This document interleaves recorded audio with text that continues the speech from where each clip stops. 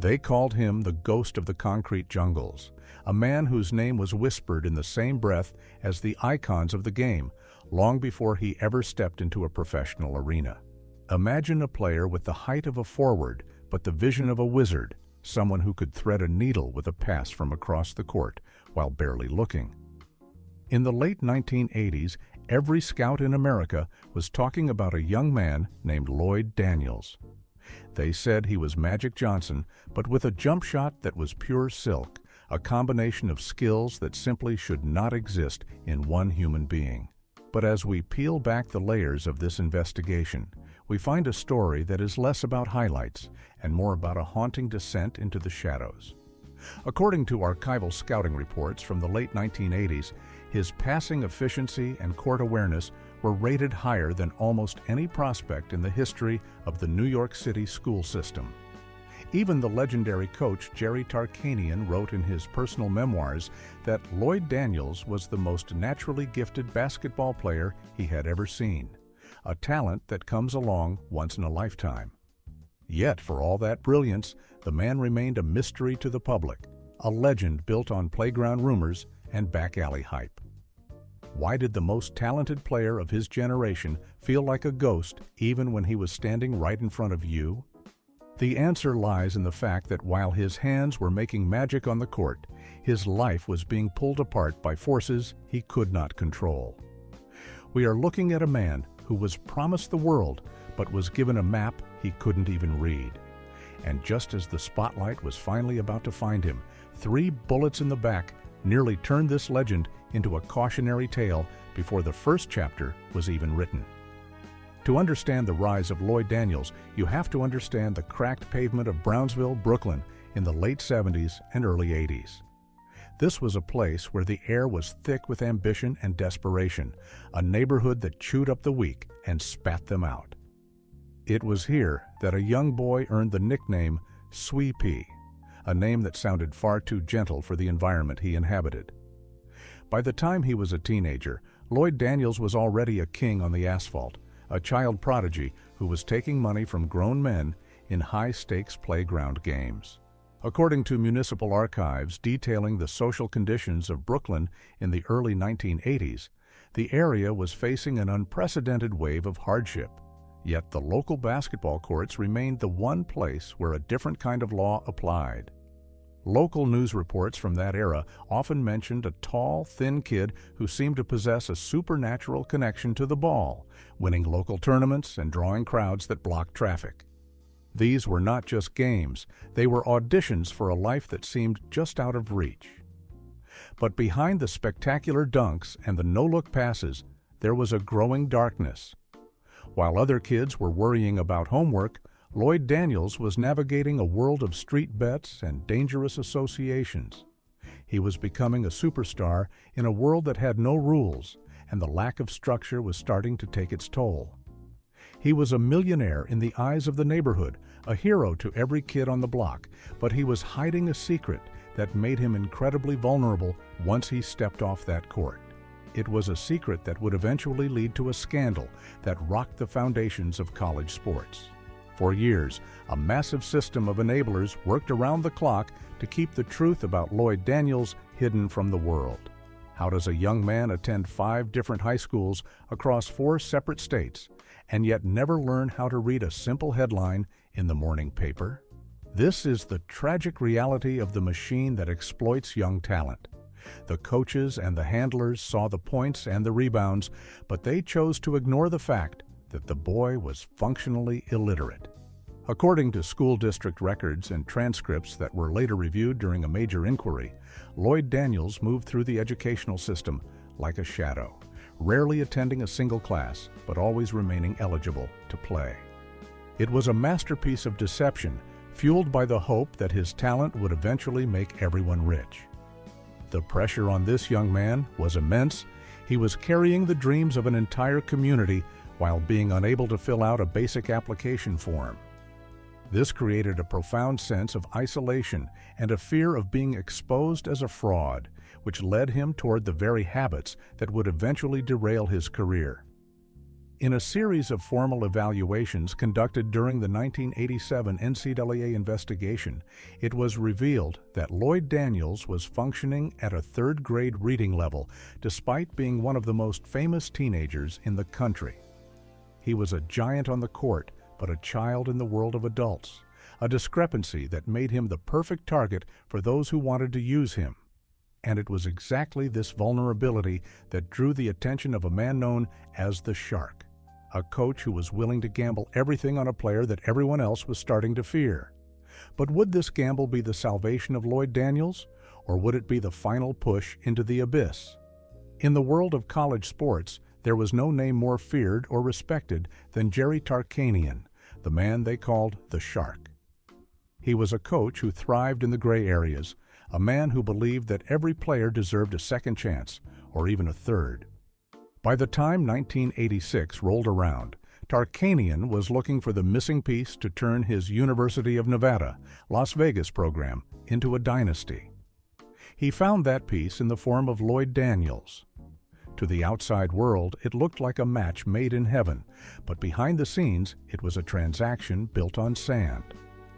According to the exhaustive 1987 NCAA investigative report, the recruitment of Lloyd Daniels involved a series of unprecedented benefits that bypassed every rule in the book. There were reports of a new vehicle, specialized housing arrangements, and cash stipends that were allegedly funneled through intermediaries to keep the young star happy. Media reports from the time suggested that the total value of these off-the-book benefits reached into the tens of thousands of dollars, a figure that sent shockwaves through the athletic community. In the halls of the university, people whispered about how a kid who couldn't even pass a basic entrance exam was suddenly the most important person on campus. Tarkanian defended his prize, publicly stating that Lloyd Daniels was a victim of his environment and just needed a father figure. But in the shadows, the authorities were already watching, documenting every movement and every penny spent. The investigation notes from that era describe an atmosphere of extreme tension, as if the entire program was waiting for a bomb to go off. Lloyd Daniels was living like a professional athlete before he had ever played a single collegiate minute, a situation that was destined to attract the wrong kind of attention. And as the winter of 1987 approached, the bright lights of Las Vegas were about to reveal a scandal that would leave the basketball world in a state of absolute disbelief. The date was February 9th, 1987, a night that will forever be etched in the history of sports scandals. While the rest of the country was focused on the upcoming tournaments, a team of undercover officers in Las Vegas was closing in on a target that would make national headlines. Lloyd Daniels, the crown jewel of the UNLV program, was caught in a carefully orchestrated sting operation at a known location of illicit activity. According to the official police affidavit filed that week, Lloyd Daniels was observed attempting to purchase prohibited substances from an officer posing as a local dealer. The footage of the arrest, which eventually found its way onto television screens across the nation, showed a young man in total despair, his face buried in his hands as the handcuffs were tightened.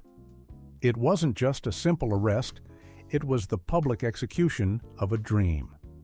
Within hours of the news breaking, the university administration issued a formal statement announcing the immediate and permanent dismissal of Lloyd Daniels from the basketball program. The dream of him leading the team to a national championship vanished in an instant, replaced by the cold reality of a criminal record. In the aftermath, the press was relentless, questioning how the school could have allowed such a high-profile talent to fall through the cracks so spectacularly. Investigative reports from prominent sports outlets noted that this was the moment the NCAA finally had the evidence they needed to dismantle the kingdom that Tarkanian had built. For Lloyd Daniels, the loss of his scholarship meant he was no longer a protected asset. He was just another young man on the streets with no education and a growing reputation for trouble. He fled back to New York, back to the very place he was trying to escape. But the streets he once ruled were no longer welcoming. He had gone from the cover of magazines to the back of a police cruiser, And the worst part was that the downward spiral was only beginning. By the spring of 1989, Lloyd Daniels was a man without a country, drifting through the dangerous neighborhoods of New York City, far removed from the glitz of the NBA. On the night of May 11, 1989, a petty disagreement over a mere $8 turned into a scene of absolute carnage. In a dimly lit alley in Queens, the legendary Swee'Pea found himself staring down the barrel of a small-caliber handgun. According to the crime scene reports provided by the New York City Police Department, 3 bullets from a .25 caliber pistol were fired into the back of Lloyd Daniels at close range. The neighborhood, which had seen so much violence, stood still as the man who was supposed to be the next Magic Johnson lay bleeding on the pavement over a debt that wouldn't even buy a decent meal. Medical records from the emergency room that night describe a patient in critical condition with internal damage so severe that the surgeons on duty gave him less than a 10% chance of survival. The news hit the city like a thunderclap. The golden boy of the playground had been gunned down in his own backyard. In the following days, journalists flocked to the hospital, waiting for an update that many assumed would be a final announcement. However, Lloyd Daniels possessed a physical resilience that defied medical logic.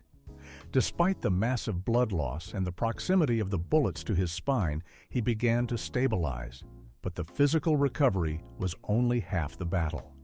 While he lay in that hospital bed, the world was moving on without him, and the scouts who once praised him were now crossing his name off their lists forever. He had survived the shooting, but he was now a man carrying lead in his body and a heavy weight on his soul. He was alive, but the question remained, what was left of the player who had once captivated an entire city? The path back to the court seemed impossible, but as we are about to see, the most improbable chapter of his life was still waiting to be written in a place no one expected. Surviving 3 bullets was only the beginning of a long and painful journey through what many sports historians call the basketball purgatory. Imagine a man with lead literally lodged in his body, trying to regain the explosive first step that made him a legend in Brooklyn. Lloyd Daniels didn't just have to learn how to walk again. He had to prove to a skeptical world that his talent hadn't bled out on that sidewalk in Queens. For several years, he became a nomad, drifting through the Continental Basketball Association and various professional leagues in Turkey and Greece. According to official performance logs from the Continental Basketball Association during the 1990 to 1991 season, Lloyd Daniels was putting up numbers that seemed impossible for a man who had recently been in critical condition. He was averaging over 15 points and several assists per game, playing in small, drafty gyms for a fraction of the money he was once promised. Reports from international sports agents at the time indicate that his contracts in Europe were often precarious, sometimes worth only a few $1,000s a month, as teams were terrified of his reputation and his past struggles with harmful habits. In the locker rooms of these minor league teams, he was a curiosity, a man who played like a superstar but carried the heavy eyes of someone who had seen too much. The investigation into his time abroad reveals a man struggling with his inner demons while trying to maintain the physical standards of a professional athlete. Despite the pain in his back and the whispers in the stands, the dream of the big stage never truly faded. He was playing for his life, one game at a time, waiting for a single person in power to look past the police reports and see the magic that remained in his hands. And in the summer of 1992, that person finally surfaced. The sports world was rocked in 1992 when the legendary Jerry Tarkanian was named the head coach of the San Antonio Spurs. But the real shock came when Tarkanian made his first demand to the front office. He wanted Lloyd Daniels. To the league establishment, this was an act of pure madness. Why would a championship contender sign a man who had never played a minute of college ball, had a criminal record, and was still recovering from a near-fatal shooting? But Tarkanian, ever the rebel, saw something no one else did. According to the official transaction archives of the National Basketball Association, Lloyd Daniels signed a contract in October of 1992 for the league minimum salary, which at the time was approximately $140,000. This was a pittance compared to what he could have earned as a top draft pick, but for Lloyd, it was a golden ticket out of the shadows. Journalists from major Texas newspapers reported an atmosphere of intense skepticism during the preseason, with many predicting that the Sweet Pea experiment would end in disaster before Christmas. The documents from the Spurs training camp that year describe a player who was often quiet and kept to himself, working twice as hard as the rookies to prove he belonged in a locker room filled with legends like David Robinson. Tarkanian was betting his entire reputation on the idea that he could save a soul while winning games, a gamble that many in the front office openly detested. The pressure was suffocating, and the eyes of every scout in the country were fixed on San Antonio. Everyone was waiting for the moment Lloyd Daniels would stumble, but they were about to witness a debut that would go down in the annals of basketball history. On November 6, 1992, the San Antonio Spurs hosted the Los Angeles Lakers, and the world finally saw what the legends had been talking about for years. It was the night Lloyd Daniels stepped out of the rumors and onto the grandest stage of them all. For the first time, he wasn't just a headline about a shooting or an arrest. He was a basketball player facing off against the most storied franchise in the league. According to the official box score from that historic evening, Lloyd Daniels played with a grace that silenced his critics, recording 21 points, 6 assists, and 3 rebounds in a stunning display of efficiency. He looked like a veteran, navigating the court with the same court vision that had earned him comparisons to Magic Johnson during his youth. In the post-game press conference, the Spurs captain and future Hall of Famer David Robinson told reporters that Lloyd was a special talent who saw the game 3 steps ahead of everyone else. This quote, documented in multiple sports archives, served as a temporary shield against the media's obsession with his past. For a brief moment, it seemed like the redemption story was complete. The city of San Antonio embraced the man they called Sweet Pea, and his jersey started appearing in the stands. However, the investigation into this period reveals that beneath the surface, the transition to the professional lifestyle was incredibly difficult for a man who had spent his life on the edge. While the fans saw the 21 points, the team officials were privately concerned about his stamina and the long-term effects of his previous lifestyle choices. The fairy tale was in full swing, but as we look back at the documents, we see the cracks beginning to form almost immediately. The man who brought him there, his only true protector in the organization, was about to find himself in the crosshairs of the management. The fairy tale in the Alamo City was destined for a collision with the cold reality of professional sports management. Just 20 games into the 1992 to 1993 season, the man who had gambled his entire legacy on Lloyd Daniels was suddenly stripped of his power. On December 18, 1992, the owner of the San Antonio Spurs, Red McCombs, made the shocking decision to fire Jerry Tarkanian.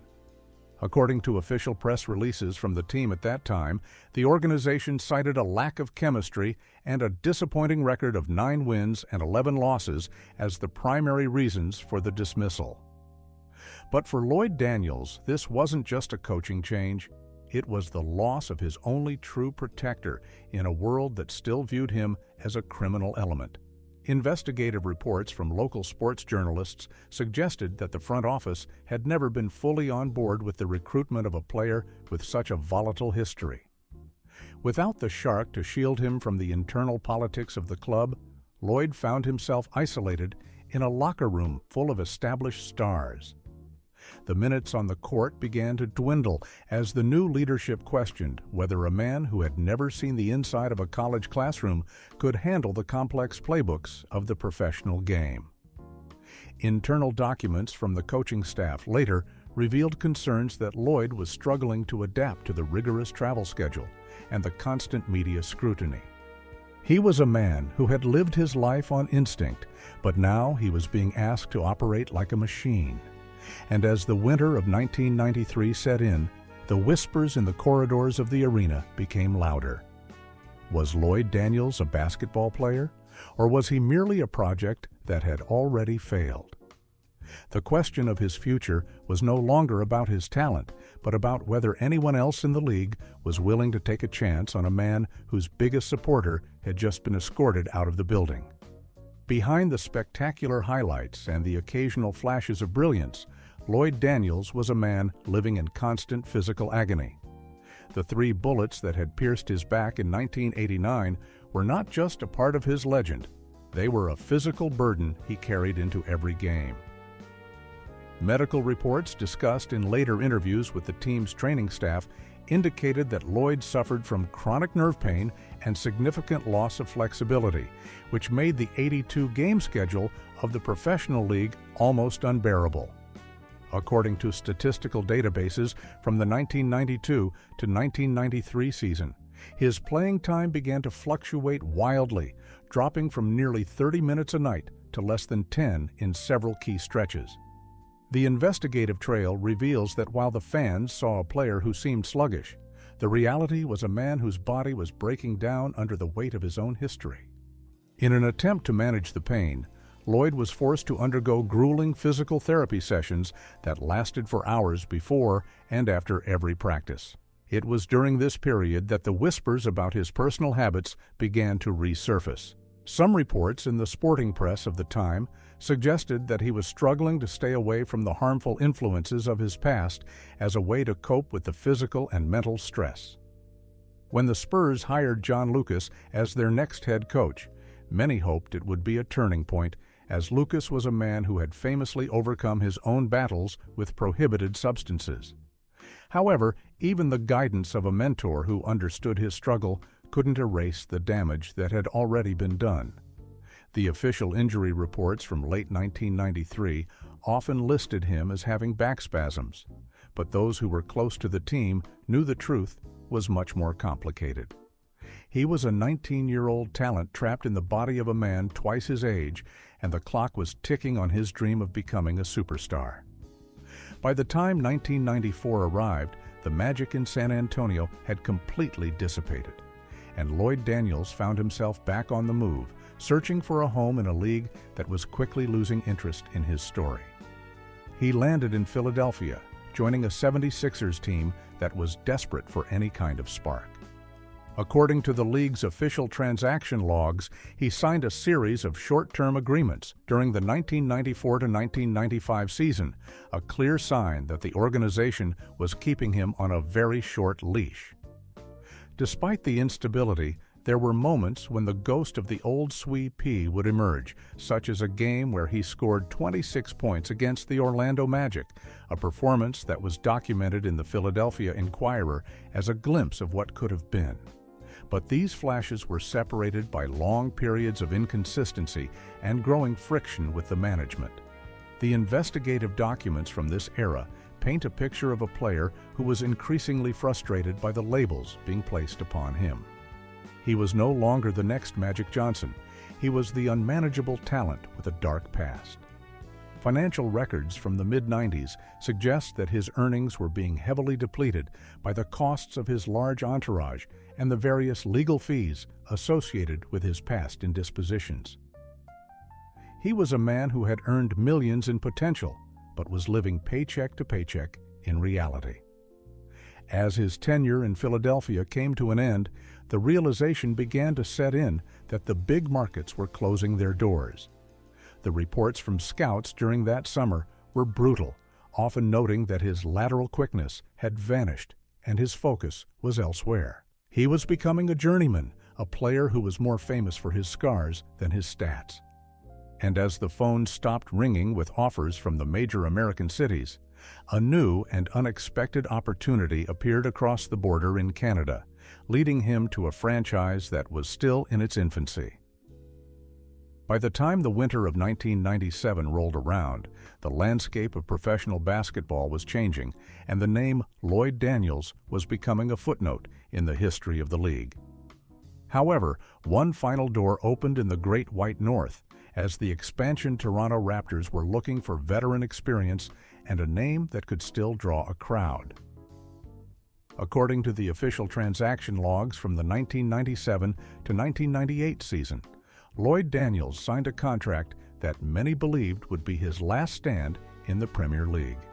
In the locker room of this young franchise, the man they once called Sweet Pea was now seen as a relic of a different era, a cautionary tale disguised as a teammate. Investigative reports from Canadian sports journalists at the time noted that while his jersey sold well in the team store, his physical condition was a constant source of concern for the medical staff. In the few minutes he spent on the court, recording an average of just under 6 points per game, the flashes of the old Brooklyn Magic were few and far between. The official statistics from the National Basketball Association archives show that his final appearance in a regular season game occurred in April of 1998, marking the end of a journey that had lasted 6 turbulent seasons. Those who were close to the organization whispered that the man who had once been compared to the greats was now struggling just to keep up with the pace of the rookies. He was a veteran who couldn't lead because he was still trying to find his own way out of the darkness. The documents from that final season paint a picture of a player who knew the end was near, a man who was quietly fading away while the bright lights of the arena continued to shine on others.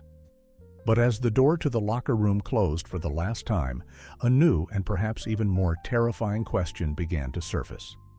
Where had all the money gone? The investigation into the financial downfall of Lloyd Daniels reveals a tragedy that is unfortunately all too common in the world of high-stakes sports.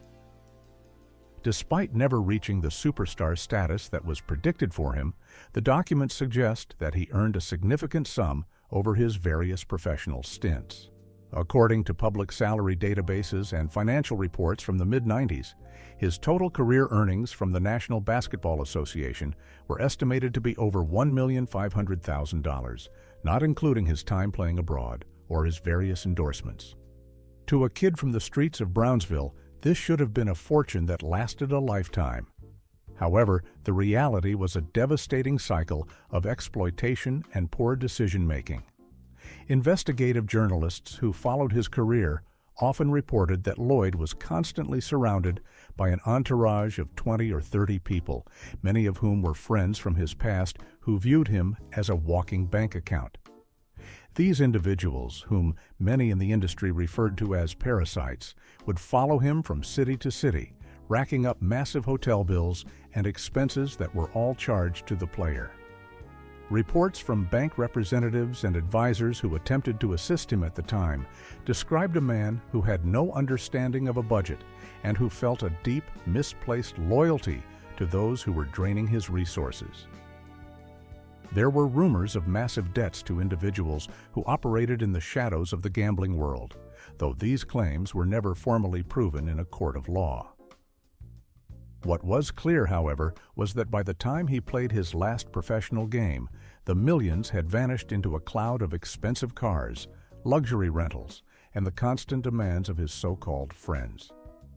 He had spent his life playing for the entertainment of others, but now he was discovering that once the money was gone, the crowd disappeared just as quickly. The realization that he was broke and without a future was a blow that even the toughest man from Brooklyn wasn't prepared for. When the cheering stopped and the stadiums went dark, Lloyd Daniels found himself facing the most intimidating opponent of his entire life, a world that required him to read and write. For years, his talent had been a shield that protected him from the reality of his own education. But in the late 90s, that shield was gone. Imagine being a world-famous athlete, a man whose face had been on the cover of magazines, and yet being unable to navigate a basic grocery store or sign a simple lease agreement without help. According to his own admissions in the 2015 documentary project titled The Legend of Sweet Pea, this was the period of his greatest shame and his most profound isolation. The investigation into his post-basketball life reveals a man who had to humble himself in ways most people cannot imagine. He eventually sought help through specialized adult literacy programs, a process that was documented in several regional news reports in New Jersey during the early 2000s. It was a slow and agonizing journey, as he had to unlearn decades of defensive mechanisms he had built to hide his secret. During this time, he began to transition into a role he never expected, a mentor for at-risk youth who were walking the same dangerous path he once had. Reports from community centers in the New York area indicate that Lloyd Daniels began volunteering his time to teach teenagers that basketball is a game, but life is a business that requires more than just a jump shot. He used his own scars, both physical and emotional, as teaching tools, showing them the medical reports from the night he was shot and the empty bank statements that followed his fame. He was no longer the king of the playground. He was a survivor trying to ensure that no one else would have to endure the same losses. But while he was rebuilding his own life, the sports world was beginning to look back at his career with a new perspective, questioning whether he was truly a failure or a victim of a system that never cared for the man behind the ball. As we stand back and look at the wreckage of what should have been a Hall of Fame career, a chilling question remains. Did the professional basketball establishment intentionally look the other way while one of its brightest stars burned out? For years, the comparison to Magic Johnson was treated as a hyperbole, a simple trick to sell tickets, but the analytical reports from the mid-90s tell a much more haunting story. When you look at the advanced efficiency ratings from his limited minutes in the 1992 through 1994 seasons, Lloyd Daniels was producing at a level that rivaled some of the elite guards in the history of the game. According to a comprehensive survey of 95 professional coaches conducted in 1995, a staggering 84% of them named Lloyd Daniels as the most naturally gifted player to ever be labeled a disappointment. These were men who saw him on the court every day, men who understood that his vision and his shooting touch were not just good, they were supernatural. There are even whispers in the sporting press of that era suggesting that if Lloyd had been born into a different zip code, or if he hadn't carried the physical scars of those 3 bullets, the league would have moved mountains to protect him. Instead, he was often treated as an outsider, a man whose presence reminded the executives of the parts of the city they preferred to ignore. The investigation into his legacy reveals that Lloyd Daniels didn't just fail. He was a symptom of a system that knew how to exploit talent, but had no idea how to heal a human being. We see a player who was essentially a basketball genius, trapped in a world that only valued his statistics, not his survival. Every no-look pass and every high-arcing jump shot was a reminder of a future that was stolen by a few seconds of violence in a Queens alleyway. He remains the ultimate enigma, a man who proved that you could have the world at your fingertips and still have it slip away because nobody bothered to teach you how to hold on to it. The story of Lloyd Daniels does not end with a championship ring or a jersey hanging from the rafters, but perhaps it ends with something even more valuable, a life reclaimed from the brink of total destruction. As of March 2026, the man once known as the King of Brooklyn has found a peace that the bright lights of the arena could never provide. He has spent the last several years working quietly within community programs, using his own journey as a roadmap for the next generation of athletes who are navigating the same treacherous waters. The investigation into the long-term impact of his career shows that his struggles led to direct changes in how young talents are managed today.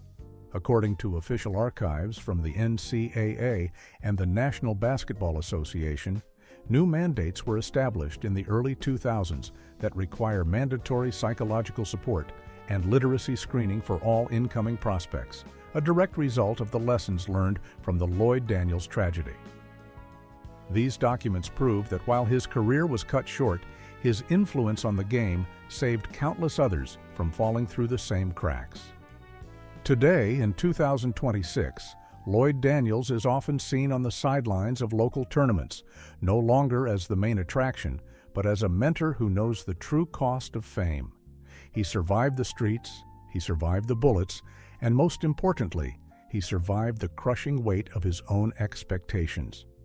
The final mystery of Lloyd Daniels isn't why he didn't become a superstar, it's how he managed to stay standing after the world had already counted him out.